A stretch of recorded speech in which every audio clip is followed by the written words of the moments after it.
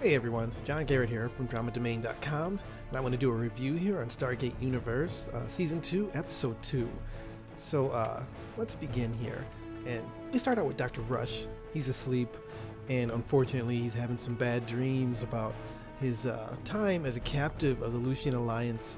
And they tortured him and treated him like a punk biatch, so he's having a little difficulty sleeping. And, he gets up and the torment is there. He's tormented by, his traumatic experience with the Lucian Alliance, or so we think. We think that's what it is. Anyway, he goes walking down the hall to the control room or wherever the hell he was at, and like Dr. Park is telling him, hey man, we're having trouble with this console, and she's gonna reboot, but he says, no, I'll do this. Actually, he doesn't say anything. He pulls out a little notebook, resets the console, and Dr. Park's like, hey, what's going on? What happened? But, he doesn't want to tell her anything. Rush doesn't want to tell anyone anything about anything. And that's the problem with Rush. I mean, he's pretty interesting character, but pretty unlikable character. So anyway, after refusing to divulge any knowledge whatsoever to Dr. Park here, he takes off. And it's like, hey, where the hell's he going? And, it's all looking the same to me. Until, wait, I don't think I've seen this room before. This looks to be like some kind of a bridge or something. He gets there, and he's looking around, and you can pretty much tell no one knows about this place because he was kind of looking over his shoulder as he's walking around. Gets in this joint, looking around, and he looks over, and there's his wife. And this is kind of turning into a kind of a Battlestar Galactica sort of thing. He's seeing this woman, she's in his head obviously, and she's talking to him. You don't know, I mean, she must not be real, but is she part of the program? Anyway, we find out that this guy, Rush, has the master control code to the ship now. He has it, but he's not going to tell anyone. I mean, that's the kind of guy Rush is. He's going to keep that knowledge for himself and use it for himself when it's most advantageous to him. A very, very unlikable person.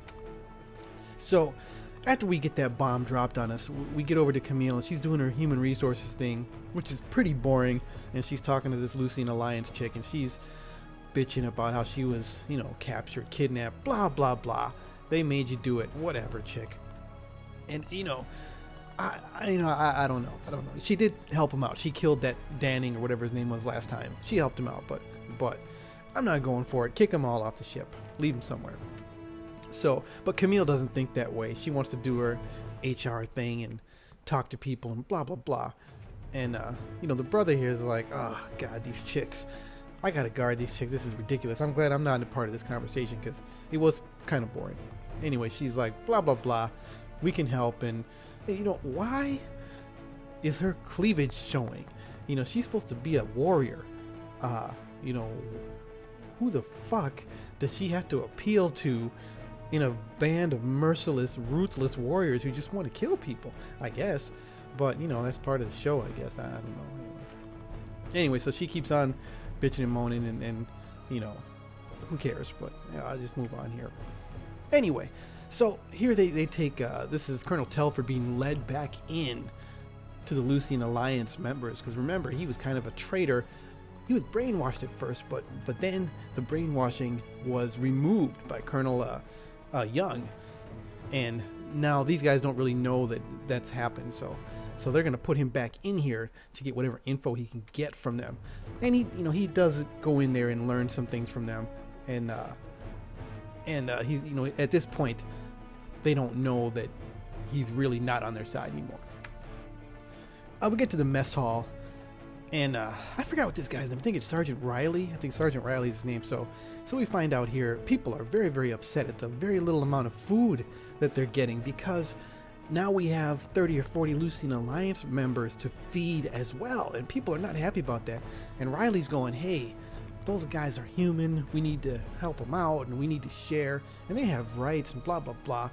And even Eli here, Eli's not going for that, and Eli's one of the nicest guys there is, and he's like, I'm not going for it, and I'm not going for it. But we can kind of see where the morale of the ship is at.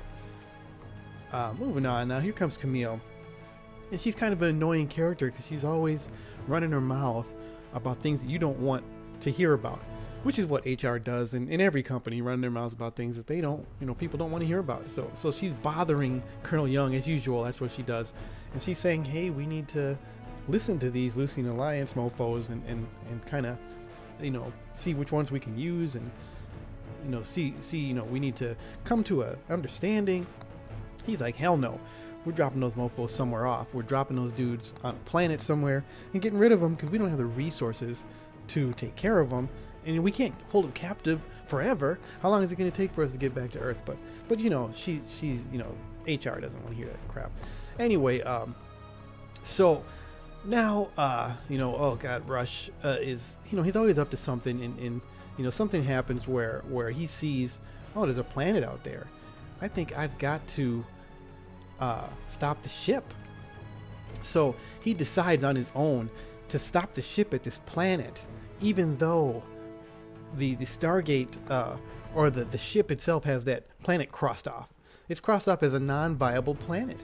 But he decides, hey, I control this ship now. We need food. I'm going to stop here. But no one knows he's the one that's doing it. So the ship stops. He stops it. And everyone's like, wow, why did we stop here? It doesn't look like it's viable.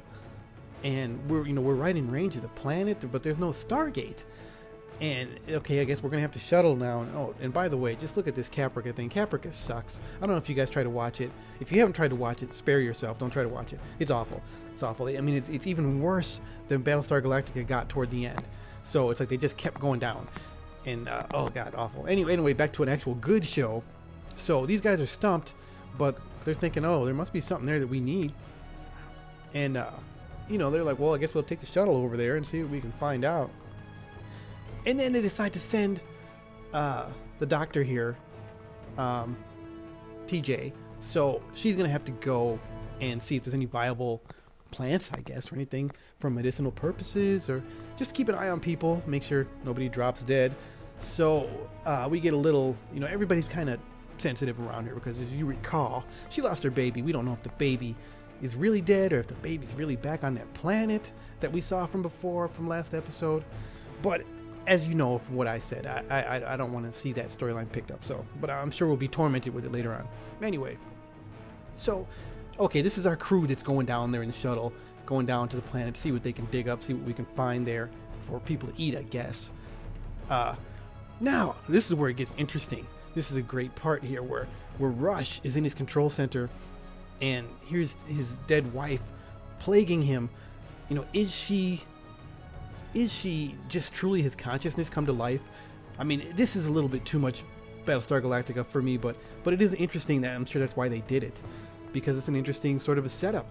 And he's thinking, okay, this is my subconscious talking to me, but I'm not so sure. Is it part of this alien program that maybe is trying to help him? I don't know, but he's ready to dismiss his wife. But then the apparition becomes Dr. Franklin. If you recall from last season, Dr. Franklin was hooked up to the chair first, and the information was too much for his brain, and he became like catatonic. But then he rescued them from an attack and disappeared. So Rush is surprised to see Dr. Franklin, but Dr. Franklin here, surprisingly lucid, and he's telling Dr. Rush, hey, you missed some things. You missed a couple of things that are very important. And so he's like what? And Dr. Franklin says, first thing you missed was volcanic activity. Second thing is atmospheric super rotation. And most people don't know what the hell that is, but with the theme music they played, the ominous theme music they played at that exact moment, you can pretty much tell, and look at his expression, that's not good. Atmospheric super rotation, not good at all. So he's very worried right now. He's very, very upset and worried. And Franklin is like, hey man, you better think of something. And you haven't missed, or you haven't got everything, because it's too much for one person. It's too much for one person, even you. So he's like, oh God, I really have got to, I got to get on top of this.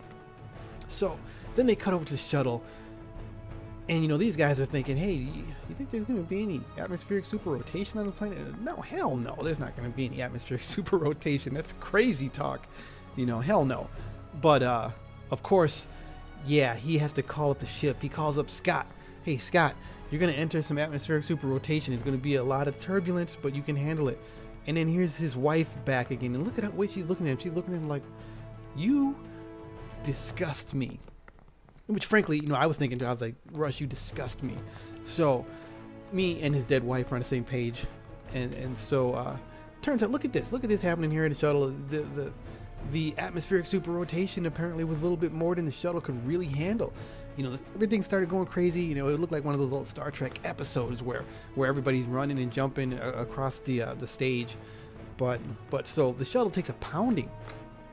And then Rush is like, hey, you guys still there? Oh yeah, we're still here, man. We're still here. You know, we all survived, no problem. Okay, everything's great, isn't it? And it's like, oh, Lieutenant James. You know, it's always good to see her, but not too much from her this episode. You know, come on, more Lieutenant James. And I don't just mean, you know, more of her, you know, assets. I'm just more Lieutenant James. Her storyline is really good. Anyway, so hey, why the hell would they show the back of this shuttlecraft? It's really not that interesting. Oh, I see. Well, they lost power, and they're not very close to the ground right now. So, oh God, that's not good, not good. So, crash. Oh God, this is all Rush's fault, man. I blame Dr. Rush. So, hey, is everybody okay? Yeah, I'm fine. Yeah, everybody, no one's really bad. I'm cool. If you're cool, I'm cool. Hey, everybody's cool. Not a problem. Oh shit. Riley, or whatever his name is, Sergeant Riley. So he's jacked up pretty bad here, and it's like, dude, somebody better call home. How they gonna fly home? That thing looked jacked to me. But anyway, so Colonel Young and Camille walking down the hallway, but then they get the word that, hey, the prisoners are acting up, man. We need reinforcements with the prisoners. Colonel Young goes in there and it's like, I'm about to kick somebody's monkey ass. And so that's what he does. He just beats this dude down to the ground, as he deserved. They all deserved it, you know. He whooped his monkey ass. So he had to show him who was running things in the damn Destiny in the ship, and then they showed him who was running things. So you know, I don't know what happened to that guy. You know, he looked like he got beat down pretty bad. But anyway, Camille was horrified. So you know, I'm sure it's going to be more trouble. Anyway, back on the planet, they know there's a Stargate there. There is one there, but where is it? Come to find out, it's under all these rocks. So they got a lot of work to do if they're going to ever get the hell out of there. They got to uncover this Stargate, and they got to get it working. That's going to be a ton of work. Meanwhile, back on the Destiny, Rush having another conversation with himself, or alien program, or whatever this is. It's his wife, and you know, she's trying to get at his morality, I guess, and trying to uncover his reasoning, where he's now asking for Dr. Franklin. How can I get Dr. Franklin back? He's more helpful with technical matters. But no more Dr. Franklin. So that was unfortunate. So he's now looking like, oh God, what are we going to do here? How are we going to do this? And you know, back down on the planet, we see Riley's jacked up pretty bad. His legs are pinned there, and it doesn't look good. It doesn't look good for him. And they tried to move that stuff, and he was screaming in agony, and you could tell, I don't think this guy is going to make it. I don't think he's going to make it. So then they have like a little profound talk here, which I didn't appreciate. You know, I wanted to see some more, you know, Stargate action or something. Not really a talk, but you got to avoid TJ at this point. You got to avoid her because she's all profound talks right now, and that's not really what I want. That's not what I want. So she continues on with the blah blah blah, but you know, luckily, you know, it didn't last that long. So we see this dude who's the head of the Lucine Alliance. At this point, other people have been killed, and this is where the colonel tells him, hey man, we're dropping you at the next planet we find, the next viable planet. You're gone, and we expect you to behave, otherwise we're going to use appropriate force to keep you down. And which, you know, I was cool with, you know, do that shit, as far as I'm concerned. So the guy, he didn't have anything to say about it. He was pissed, but what is he really going to do? So that's his plan. The next planet, you guys are gone. And so at this point, I'm going to break it up. I'm about 15 minutes in here, but so this is the end of this part, and stay tuned for my next part, for part 2 of this Stargate Universe review. Thanks for watching.